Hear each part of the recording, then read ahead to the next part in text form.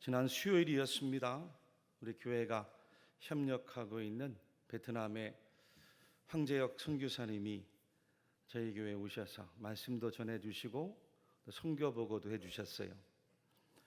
선교사님들이 선교지에서 들어오시면 국내 임시 머물 거처가 없어서 참 고생들을 하십니다.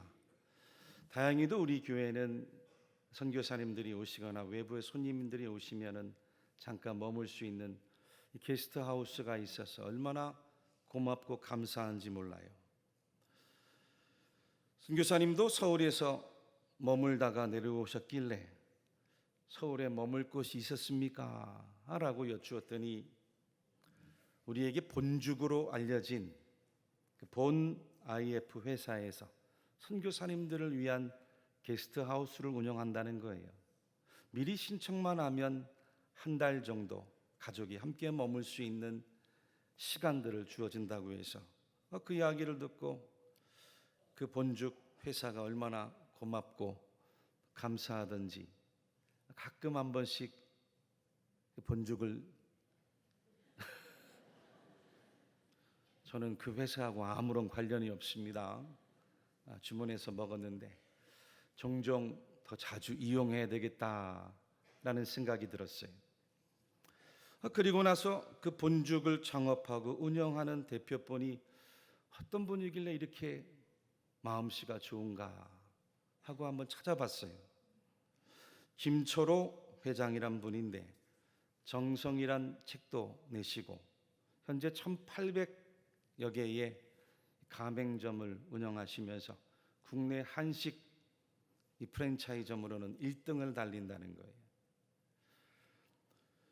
원래는 IMF 때 부도가 나면서 다 날리고 그 승합차 하나 달랑 남았대요. 얼마나 어려웠습니까? 그러나 포기하지 않고 다시 그 절망의 자리에서 일어나서 길거리 호떡 장사를 시작한 거예요. 음식업의 기본기를 호떡을 구우면서 차곡차곡 다져간 거죠. 그리고 원래 여러분 죽이란 음식이 병원에서 환자나 먹는 거지 사람들이 주로 찾아 먹습니까? 누가 죽집에 가서 밥을 먹겠어요? 그런데 그 고정관념을 깨고 지금 누구나 즐겨 먹는 음식으로 탈바꿈을 시킨 거예요. 본 비빔밥도 있대요. 저는 안 먹어봤는데. 지금 해마다 수천억 매출을 올리면서 해외 5,000개의 가맹점을 목표로 성공가도를 달리고 있었어요. 이분의 책에 보니 진주는 흙바닥에 있던 귀부인의 목에 있던 진주가 아니겠느냐.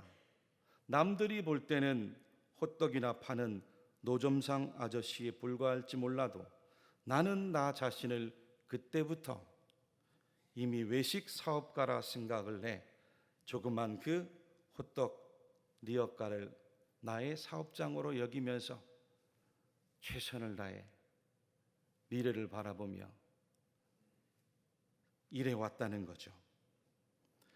순간순간 힘들 때가 있었는데 한 번은 너무 힘이 들어서 문간방에 넘어지고 잠시 잠이 들었다가 깨었는데 불현듯 어렸을 때 어머니가 주시는 말씀, 그 어머니의 모습이 생각난 거예요.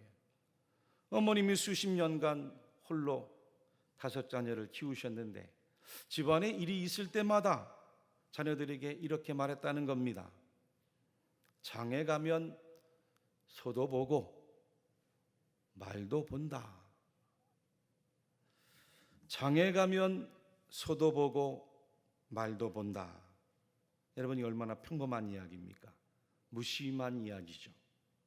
근데 하필 그때에 어머님이 말씀해 주신 그 말씀, 그 모습이 불현듯 떠오른 거예요. 장에 가면 자기 뜻과 상관없이 이것도 보고 저것도 보듯이 인생이란 장터에 살다 보면 좋은 일도 생기고 때로 나쁜 일도 생기고 모든 일에 일희일비하지 말라는 뜻이었어요. 그때 생각난 어머님 모습과 말씀이 세상에 그 어떤 것보다 큰 위로와 힘이 되어서 지금의 기업을 경영하고 있다라고 이야기를 하고 있었습니다. 이 외국어 가운데 티핑 포인트란 말이 있습니다. 갑자기 뒤집어진다는 뜻인데 임계점, 변환점, 그러니까 어떤 엄청난 변화가 이루어질 때는 어느 작은 한 시점에서 출발한다는 거예요. 미국의 유명한 저널리스트인 말콤 글래드웰이란 분이 자기 책 티핑 포인트란 저서에서 사용한 이야기입니다. 어떤 아이디어나 상품이 한순간 폭발적으로 많은 사람들에게 전염이 되고 알려지는 한 시점이 있다는 거예요. 근데 이 용어는 원래 노벨 경제학상 수상자인 토머스 셀링이란 분이 자기 논문에서 처음 소개한 개념이었어요. 사랑하는 교우 여러분들, 우리 인생에는 다 변화에 또 새로워지는 여러분들의 인생의 티핑 포인트가 있어 왔는 줄로 믿으시기를 바랍니다. 마치 본 IF의 김초로 회장이 부도가 나서 모든 걸 다 포기하고 그 길거리에 나앉아 비록 호떡 장사를 해도 문득 어머니의 말씀과 어머니의 모습이 떠올려지고 바로 그 순간 오늘의 큰 성공과 선한 영향력을 이루게 된 바로 그때, 그 시간, 그 순간을 말하는 거죠. 근데 오늘 우리가 읽은 성경에도 지난주 아합 왕이 아람과의 전쟁터로 나갔다가 그 아람 군사가 쏜 화살이 하필 변장한 자기 갑옷 사이 솔기를 맞출 줄 누가 알았겠어요? 바로 그때, 바로 그 순간, 바로 그 시점이라는 거죠. 아합 왕과 동맹을 맺고 아람과의 전쟁터에 나갔던 여호사밧도 마찬가지죠. 아람 군사들이 왕복을 입고 있는 자기들에게 달려들어서 공격해 왔을 때 하마터면 생명을 잃어버릴 수 있는 그 위기의 순간에 하나님께 크게 부르짖고 기도했더니 하나님께서 그 아람의 군사들을 여호사밧으로부터 다 물리치게 하셨던 바로 그때, 그 순간, 그 시점을 말하는 거예요. 할렐루야, 할렐루야. 그 티핑 포인트에서 아합 왕은 어떻게 했습니까? 이미 전쟁터에 나가기 전에도 하나님의 사람 미가야를 통해 죽을 거란 예언을 들었어요. 죽을 거란 예언을 들었음에도 불구하고 어리석고 미련하게 그 전쟁터로 나가다가 최후를 맞이하고 말았지 않습니까? 그러나 여호사밧은 그렇지 않았다는 거예요. 오늘 우리가 읽은 이 성경의 결론과 같은 48절과 49절의 증언입니다. 여호사밧이 다시스의 선박을 제조하고 오빌로 금을 구하러 보내려 하였더니 그 배가 에시온 개별에서 파손하였으므로 가지 못하게 되매 아합의 아들 아하시아가 여호사밧에게 이르되 내 종으로 당신의 종과 함께 배에 가게 하라 하나 여호사밧이 허락하지 아니하였더라 말씀했어요. 오늘 이 성경은 지난주 본문인 역대하 18장 사건의 속편과도 같은 말씀입니다. 아합이 아람과의 싸움에서 허무하게 죽음을 맞이했어요. 그리고 나서 그의 아들 아하시아가 새로운 북왕조의 왕위로 등극했을 때 이야기입니다. 열왕기상 22장 37절부터 40절 말씀이죠. 우리 본문 말씀을 같이 한번 한 목소리로 읽어보겠습니다. 시작. 왕이 이미 죽음에 그의 시체를 메어 사마리아에 이르러 왕을 사마리아에 장사하니라. 그 병거를 사마리아 못에서 씻음에 개들이 그의 피를 핥았으니 여호와께서 하신 말씀과 같이 되었더라. 거기는 창기들이 목욕하는 곳이었더라. 아합의 남은 행적과 그가 행한 모든 일과 그가 건축한 상하궁과 그가 건축한 모든 성읍은 이스라엘 왕 역대 지략에 기록되지 아니하였느냐? 아합이 그의 조상들과 함께 잠에 그의 아들 아하시야가 대신하여 왕이 되니라. 아멘. 그런데 여러분, 이때 여호사밧, 그 북왕조 이스라엘 아합과 아하시야 부자와는 달리 남유다의 3대 선왕답게 여전히 하나님을 의지하고 신앙하는 믿음으로 선정을 펼치고 있었던 거예요. 이어서 43절로 46절 말씀도 함께 읽어보겠습니다. 시작. 여호사밧이 그 아버지 아사의 모든 길로 행하며 돌이키지 아니하고 여호와 앞에서 정직히 행하였으나 산당은 패하지 아니하였으므로 백성이 아직도 산당에서 제사를 드리며 분향하였더라. 여호사밧이 이스라엘의 왕과 더불어 화평하니라. 여호사밧의 남은 사적과 그가 부린 권세와 그가 어떻게 전쟁하였는지는 다 유다 왕 역대 지략에 기록되지 아니하였느냐? 그가 그의 아버지 아사의 시대에 남아있던 남색하는 자들을 그 땅에서 쫓아내었더라. 아멘. 성경은 여호사밧이 잘하고 있는 것을 증언했어요. 단 한두 가지가 아쉬웠어요. 산당을 아직까지 제하지 못했어요. 그리고 또 하나, 아합 가문과 여전히 교류하고 함께 하고 있는 거예요. 그도 그럴 것이 여호사밧은 이미 아합과 사돈 관계에 있었습니다. 그는 정략적인 결혼 관계로 그 아합의 딸 아달랴를 자기 가정의 며느리로 맞이하고 있었어요. 여러분, 이 아달랴가 누굽니까? 이 아달랴는 북왕조 이스라엘 나라의 시대의 악녀였습니다.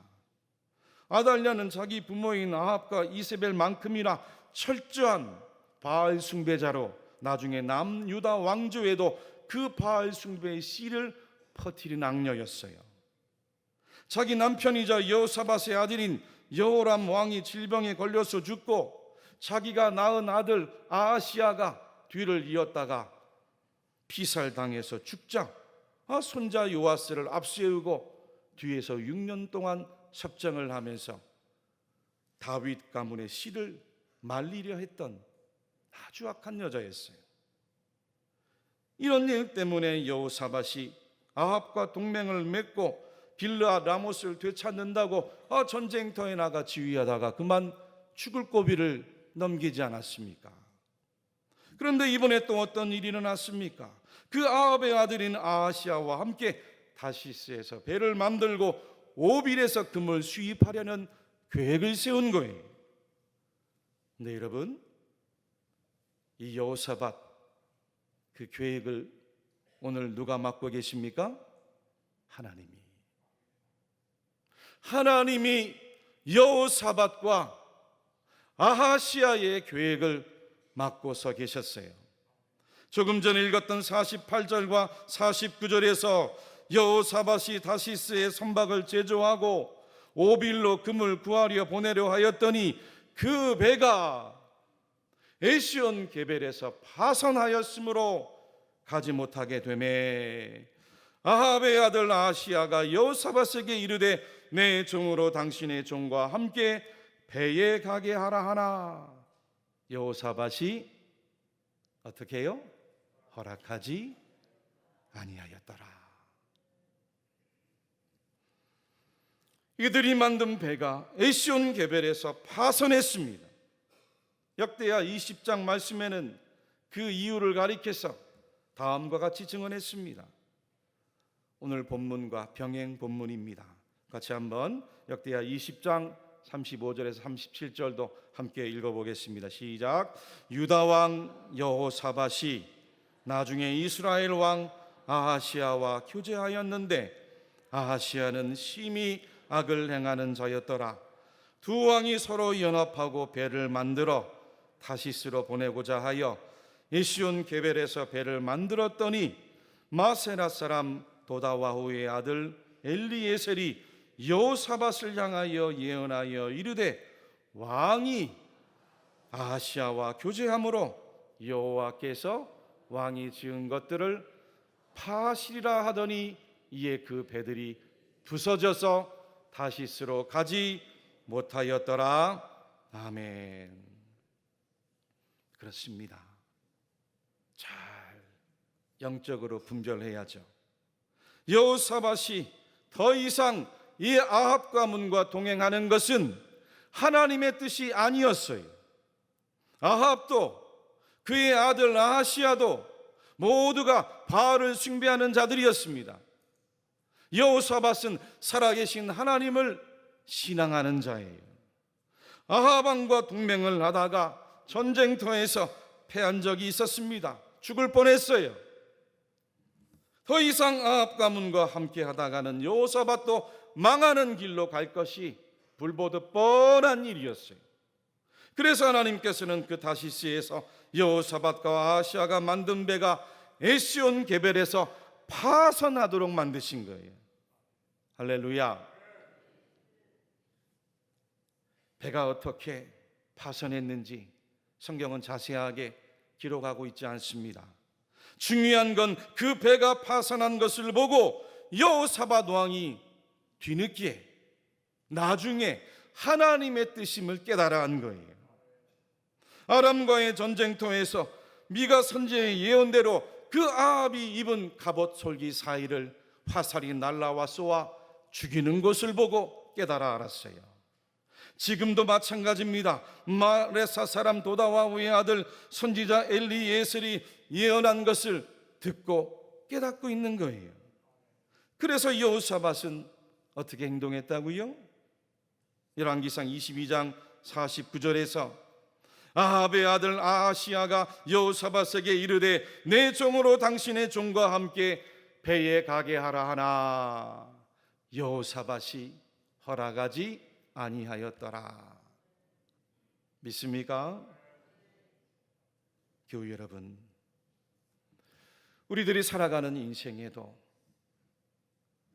에시온 게벨의 파선과 같은 뜻하지 않는 실패를 우리는 얼마든지 경험할 수가 있습니다. 내가 생각했던 일들이 내 뜻대로, 내 생각대로, 내 계획대로 이루어지지 않는 내 인생의 파선의 경험이 우리는 얼마든지 있을 수 있어요. 사랑하는 우리의 자녀들이 열심히 시험을 준비하고 취업을 준비하는데도 불구하고 내가 원하는 대학에 가지 못하고 내가 원하는 회사에 들어가지 못하는 파선의 실패의 경험도 얼마든지 만날 수가 있더라는 거예요. 아니면 반드시 성공할 것만 같았던 그 사업의 투자가 실패하면서 내 인생의 파선을 경험할 수도 있습니다. 아니면 갑자기 찾아온 건강의 심각한 위기를 만나면서 내 인생은 이제 끝났구나, 나의 삶은 여기까지구나 라고 생각하는 파선의 실패의 경험도 우리는 얼마든지 만날 수가 있어요. 찰떡같이 믿었던 사람에게 배신을 당하면서 내 인생의 파선을 경험할 수도 있다는 거예요. 그것도 아니면 갑자기 만난 큰 사고와 사건 때문에 이 순간에 내 인생이 말로 다 할 수 없는 절망과 낙심과 좌절에 빠지는 파선의 경험도 있을 수 있다는 거예요. 예수 믿는다고 해서 다 잘 되고 형통하고 무병장수하지 않습니다. 어느 장수가 부하들을 데리고 전쟁터에 참가를 했다가 대패하고 말았어요. 참패했습니다. 간신히 목숨을 건지고 산속에 들어가 동굴 안을 찾아 들어갔어요. 그 동굴 속에 숨어 있는 자기 처지를 바라보니 너무 비참한 거예요. 너무 치욕스러웠어요. 더 이상 살 수가 없었습니다. 자살하려고 하는데 문득 그 동굴 입구에 매달린 거미 한 마리가 열심히 거미줄을 치는 모습이 눈에 들어와요. 그런데 그 동굴 밖에서 부는 바람 때문에 이 거미가 거미줄 치는 것을 실패하고 또 실패하고 또 실패하는 거예요. 번번이 실패하고 있었습니다. 그렇게 바람 때문에 무려 6번을 연거푸 실패하더니 기어코 마지막 7번째 거미줄을 치고 있는 것을 보았어요. 그때 순간 장군은 자리에서 벌떡 일어나 이렇게 외쳤다고 해요. 그래, 난 겨우 한 번 실패했을 뿐이다. 사랑하는 성도 여러분, 우리가 인생에서 만나는 파선과 승선 사이의 차이는 단 하나밖에 없습니다. 바로 하나님의 뜻이에요. 하나님의 계획입니다. 하나님의 섭리예요. 하나님의 뜻이면 에시온 게벨의 파선도 얼마든지 나중에 승선으로 바꾸어 주는 것이 우리 하나님이세요. 하나님의 뜻이면 비록 에시온 게벨의 승선도 나중엔 얼마든지 파선되고 마는 것이 성도들이 살아가는 인생이라는 거예요. 여러분의 인생에도 영적인 에시온 게벨이 어디 있었는지 오늘 말씀을 통해 깨달아 알 수 있기를 축복합니다. 여호사밧도 금을 실어 오려고 보냈던 배가 풍랑을 만나면서 파선했습니다. 하지만 여호사밧은 그 파선을 승선으로 영적인 하나님의 뜻으로 나중에 깨달아 알았어요. 비록 아하시아가 다시 항해를 도울 테니 배를 보내겠다고 부탁했지만 하나님께서 아하시아와 함께 금을 실어 오는 것을 원치 않는다는 것을 깨달아 알은 거예요. 그리고서는 그 도움을 거절해 버린 겁니다. 배가 파손된 일, 자기 삶의 하나님의 뜻으로 영적인 티핑 포인트로 영적인 승선으로 깨닫고서 연결을 한 거죠. 할렐루야, 할렐루야. 시편 49편 20절 증언에 시인이 다음과 같이 노래했습니다. 존귀하나 깨닫지 못하는 사람은 멸망하는 짐승 같도다. 존귀하나 깨닫지 못하는 사람은 멸망하는 짐승 같도다. 로마서 8장 28절에도 사도 바울께서 우리가 알거니와 하나님을 사랑하는 자 곧 그의 뜻대로 부르심을 입은 자들에게는 모든 것이 합력하여 선을 이루느니라. 우리 대구 칠곡의 모든 성도들이여, 여러분들이 인생에서 만나는 파선과 승선 사이, 승선과 파선 사이 하나님의 선하신 뜻이 있음을 믿으시기를 바랍니다. 승선이 파선이 될 수도 있고 파선이 승선이 될 수도 있는 것이 저와 여러분들이 살아가는 인생이, 그 가운데 하나님의 선한 뜻만이 여러분들을 이끌어 가실 줄로 믿습니다. 오늘도 이 말씀을 깨닫고 하나님이 기뻐하시는 복되고 형통한 삶을 다 살아가시는 성도들이 되시기를 주님의 이름으로 간절히 축원합니다.